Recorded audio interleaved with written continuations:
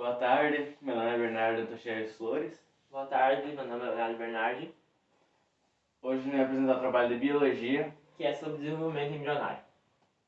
Agora a gente vai explicar um breve resumo sobre o que é o desenvolvimento embrionário. O desenvolvimento do embrião humano começa na formação do zigoto, que após passar por muitas mitoses, as clivagens vai se fixar na parede do útero. Esse processo se chama nidação. Ali se formam a placenta, o cordão umbilical, entre outros, e começa a gestão do feto até o seu nascimento durante o parto. O processo, desde a fecundação até a nidação, dura cerca de mais ou menos uma semana, sendo que a primeira divisão do zigoto ocorre nas primeiras 24 horas a seguir da fertilização. Agora a gente vai explicar o processo de fecundação. A ovulação corresponde à primeira etapa do desenvolvimento embrionário, quando o ovário libera um ovócito para a tuba uterina, onde inicia o período fértil. Fertilização. Se durante o período fértil houver contato sexual e os espermatozoides encontrarem um óvulo, pode ser que um deles consiga fecundá-lo. Formação do zigoto. Após a fertilização do óvulo, a união dos núcleos e do conteúdo genético e a formação do zigoto, que acontece na tuba uterina. Clivagem do zigoto. Em seguida, o zigoto passa por muitas mitoses e se encaminha para o útero. Nidação. Até chegar no estágio chamado blastocisto, onde se fixa nas paredes do endométrio uterino. Se a nidação for bem sucedida, iniciará a gestação do embrião. Se não for bem sucedida, o blastocisto será eliminado na menstruação. Formação dos anexos embrionários. O embrião continua seu desenvolvimento com a formação do córeo, do ânio, do alantoide e do saco vitelínico, que tem função em proteger, nutrir e realizar as trocas entre o embrião e o meio externo. Organogênese. Forma-se os folhetos embrionários, que são as camadas de células que originarão os tecidos e órgãos do embrião. Agora nesse slide a gente vai apresentar mais ou menos como é que foi o processo que a gente falou no slide anterior. Primeiro ocorre a formação do óvulo, depois ocorre a fertilização do óvulo, depois ocorre a fusão dos núcleos do óvulo e do espermatozoide, e depois ocorre a formação do zigoto. Após a formação do zigoto, ocorre as clivagens, que nada mais é as mitoses das células, de uma se transformando em duas, de duas em quatro, de quatro em oito.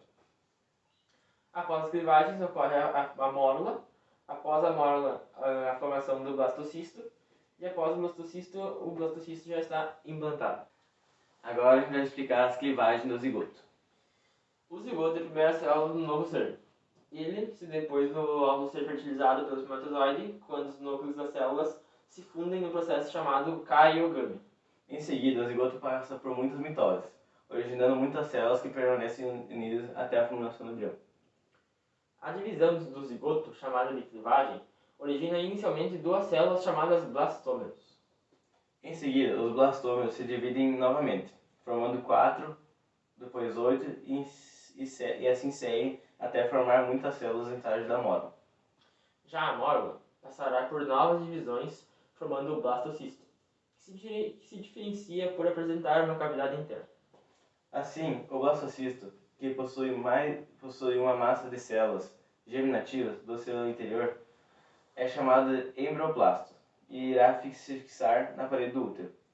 Se tudo correr bem na implantação ou nidação do blastocisto, continuará o desenvolvimento do embrião e terá início a gravidez. Então, agora a gente vai falar sobre os anexos embrionários.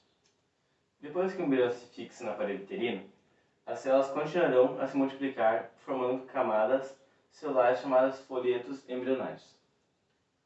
A partir das camadas celulares mais externas, surgem dobras que formarão estruturas com importantes funções durante a gestação, chamadas de anexos embrionários.